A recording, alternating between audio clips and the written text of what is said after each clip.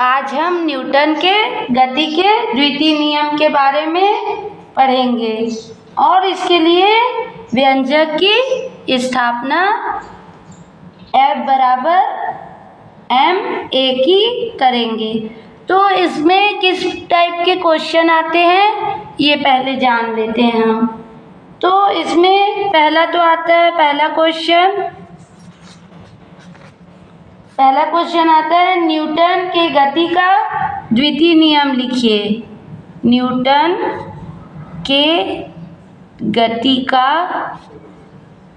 द्वितीय नियम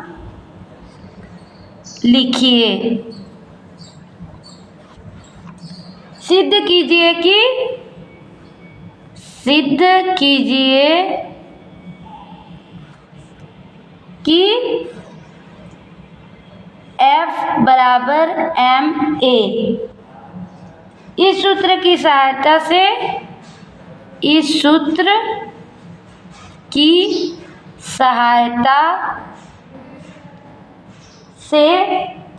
बल के SI मात्रक को परिभाषित कीजिए तथा बल का विमीय सूत्र लिखिए।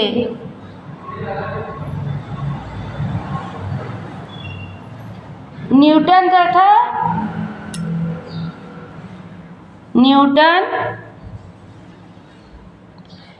तथा डाइन में संबंध स्थापित कीजिए। या क्या आएगा, अथवा ऐसा भी क्वेश्चन आता है न्यूटन के गति का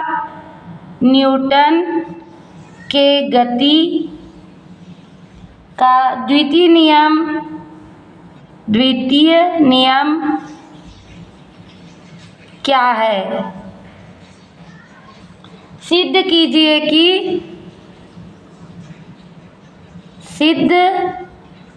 कीजिए कि F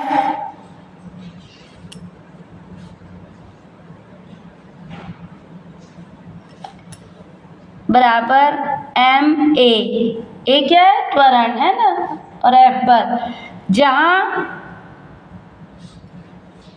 संकेतों के सामान्य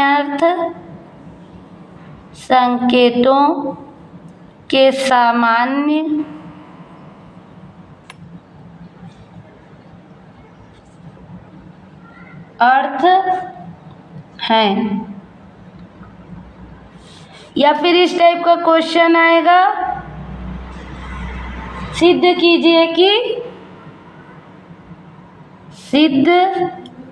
कीजिए कि बल बराबर द्रव्यमान गुणा त्वरण। ठीक है। या फिर ऐसा भी आ सकता है क्वेश्चन, अथवा सिद्ध कीजिए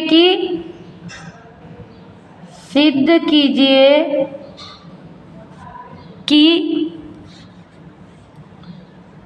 F बराबर ma जहाँ संकेतों के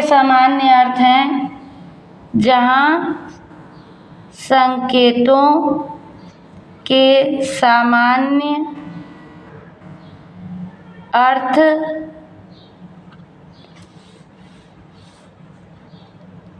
हैं, या फिर क्या क्वेश्चन आएगा, अथवा क्या क्वेश्चन आ सकता है न्यूटन के गति के द्वितीय नियम लिखिए। न्यूटन के गति के द्वितीय नियम लिखिए।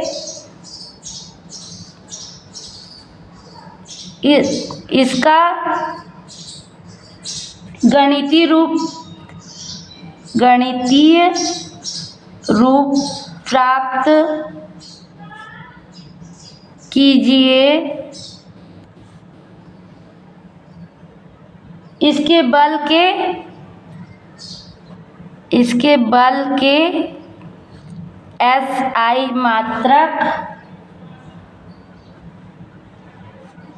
की परिभाषा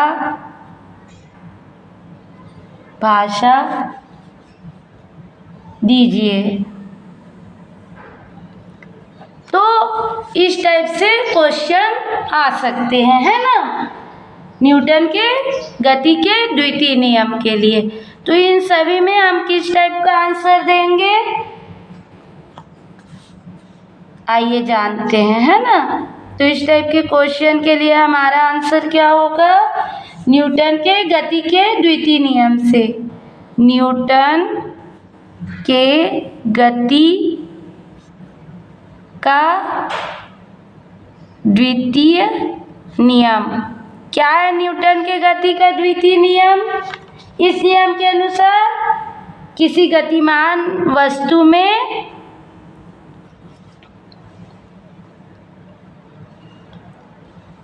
इस नियमानुसार किसी गतिमान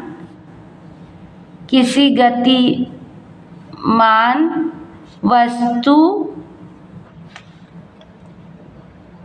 में संवेग परिवर्तन की दर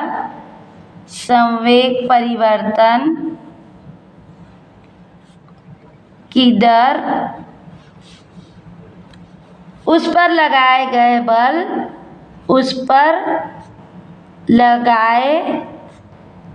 गए बल के क्या होती है, अनुक्रमानुपाती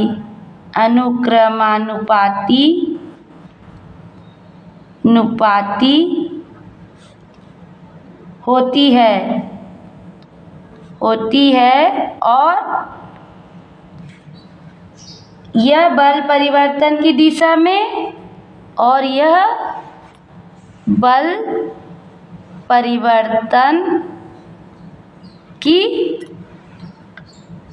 दिशा में ही होता है। ठीक है।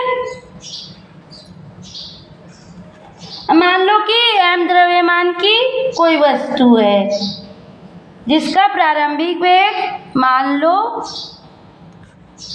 m द्रव्यमान की कोई वस्तु जिसका प्रारंभिक वेग क्या है, प्रारंभिक वेग u सदिश u से चल रही है। ठीक है। तब वस्तु का प्रारंभिक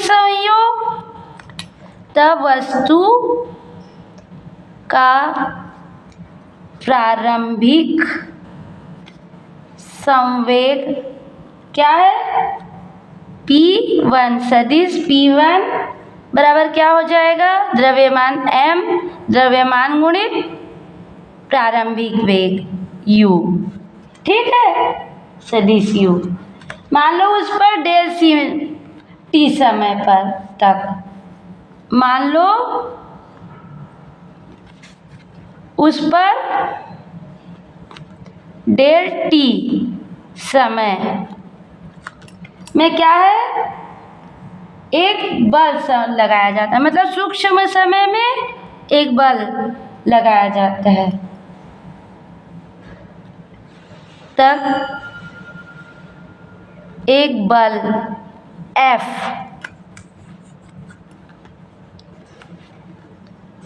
लगाया जाता है। ठीक है, एक बल लगाते हैं जिससे कि उसका अंतिम वेग जिससे उसका अंतिम वेग क्या प्राप्त होता है हमको? अंतिम वेग सदिश v प्राप्त होता है। ठीक है, तब वस्तु का संवेग क्या होगा? p2 सदिश p2 बराबर m द्रव्यमान है और अंतिम वेग क्या है? v है ना।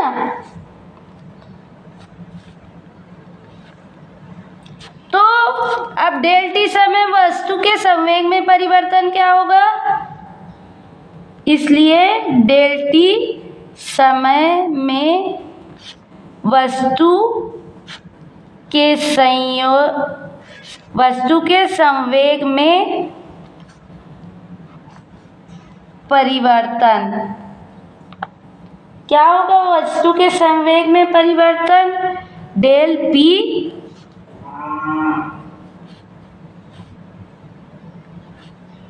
सदिश डेल पी बराबर P2 सदिश P2 माइनस सदिश P1। ठीक है, या इसको लिख सकते हैं डेल P सदिश डेल P बराबर P2 के जगह हम क्या लिख सकते हैं? m इंटू V सदिश माइनस m इंटू U सदिश। ठीक है,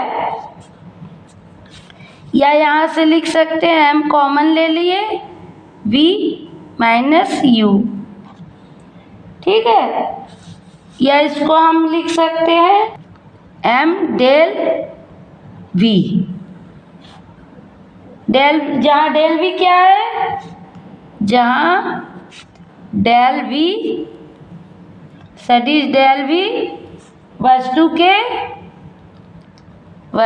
के वेग में परिवर्तन को दर्शाता है, परिवर्तन है। ठीक है, तो संवेग परिवर्तन की दर क्या हो जाएगी?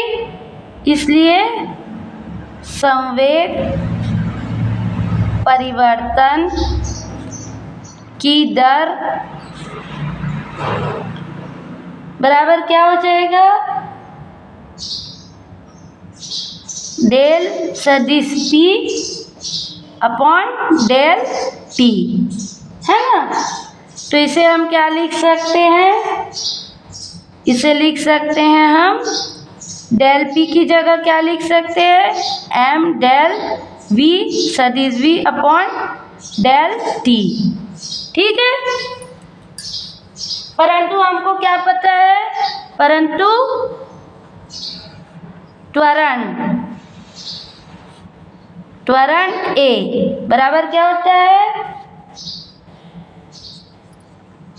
वेग में परिवर्तन बटा समय। वेग में परिवर्तन क्या है? Del V upon del T सदिश del V upon del T। ठीक, तो क्या हो जाएगा? इसलिए संवेग परिवर्तन की दर क्या हो जाएगी? यहाँ से डेल V का मान del V by del T की जगह क्या आ जाएगा? A। तो ये आ जाएगा m इंटू A। ठीक है, अतः न्यूटन के गति के द्वितीय नियम से, अतः न्यूटन के गति के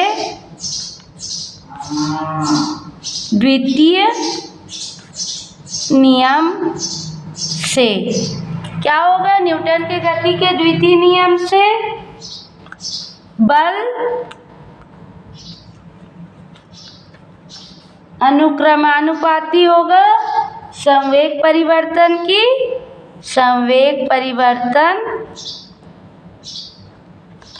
की दर के, है ना। तो F समानुपाती, F अनुक्रमानुपाती होगा ma। ठीक है, तो समानुपाती नियतांक हटाएंगे तो क्या आ गया ये F बराबर के एम इंटू ए।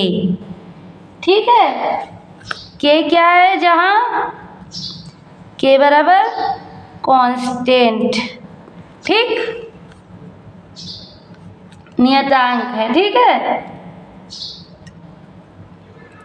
अब जो एफ ए एम मात्रक के बराबर 1 होता है।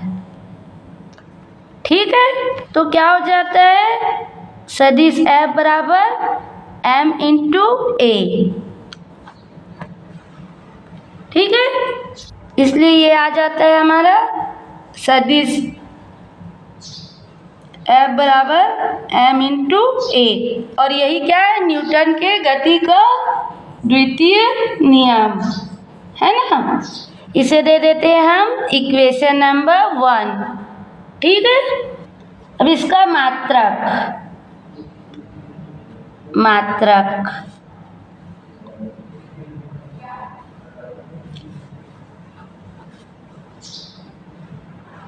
बल का SI मात्रक न्यूटन है। ठीक है, बल का SI मात्रक न्यूटन है। अब इक्वेशन नंबर 1 में यदि m बराबर 1, ठीक है, a बराबर क्या रख दिए 1 मीटर प्रति सेकेंड स्क्वायर। ठीक है,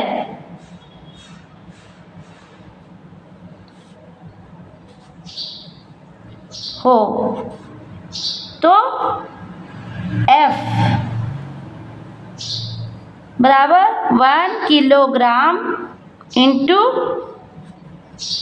मान लो द्रव्यमान क्या है 1 किलोग्राम है ना, केजी। ठीक, और त्वरण क्या है 1 मीटर प्रति सेकेंड स्क्वायर। ठीक है, तो ये क्या आएगा 1 न्यूटन। और न्यूटन को किससे दर्शाते हैं, न्यूटन को दर्शाते हैं एन से। ठीक है, कह सकते हैं, अतः कह सकते हैं एक न्यूटन का बल वह है जो 1 किलोग्राम द्रव्यमान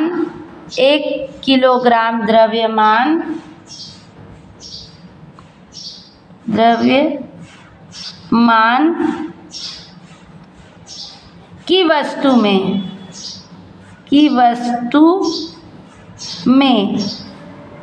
1 मीटर प्रति सेकेंड स्क्वायर का त्वरण उत्पन्न कर दे।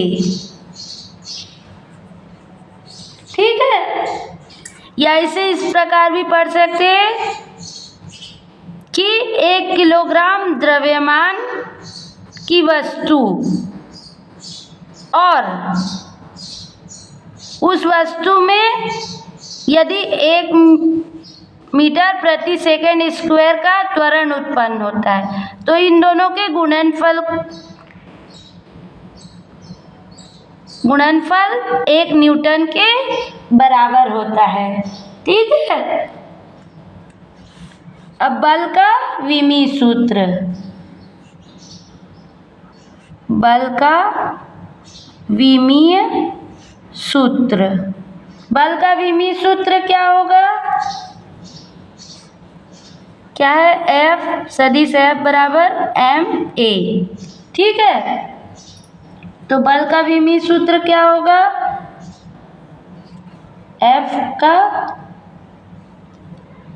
विमीय सूत्र क्या होगा, द्रव्यमान के लिए m और त्वरण के लिए क्या होता है LT-2। तो बल का विमीय सूत्र क्या हो गया, mL/T-2 और ब्रैकेट बंद। न्यूटन और डाइन में संबंध क्या होता है? न्यूटन और डाइन में संबंध F बराबर ma से क्या होगा, 1 न्यूटन बराबर 1 किलोग्राम इंटू 1 मीटर प्रति सेकेंड स्क्वायर। ठीक है, अब 1 किलोग्राम को ग्राम में चेंज करेंगे तो ये हो जाएगा 1000 ग्राम, और मीटर सेकेंड को करेंगे तो ये हो जाएगा 1 मीटर बराबर, मीटर को सेंटीमीटर में किए तो ये 100 सेंटीमीटर के बराबर है ना, सेंटीमीटर सेकेंड स्क्वायर। तो इसे लिख सकते हैं हम 10⁻³ gram into 10⁻² centimetre second square. ठीक है, तो ये क्या आ गया, आधार समान हो तो घातें जुड़ जाती है। 10⁵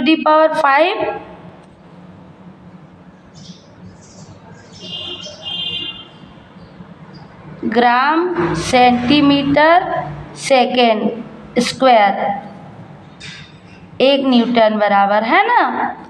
तो 1 न्यूटन बराबर 10⁵ और ग्राम सेंटीमीटर सेकेंड स्क्वायर क्या होता है, डाइन के बराबर, डाइन कह सकते हैं ना इसे, तो डाइन। तो 1 न्यूटन बराबर 10⁵ डाइन,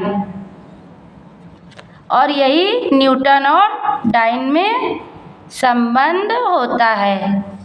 ठीक है।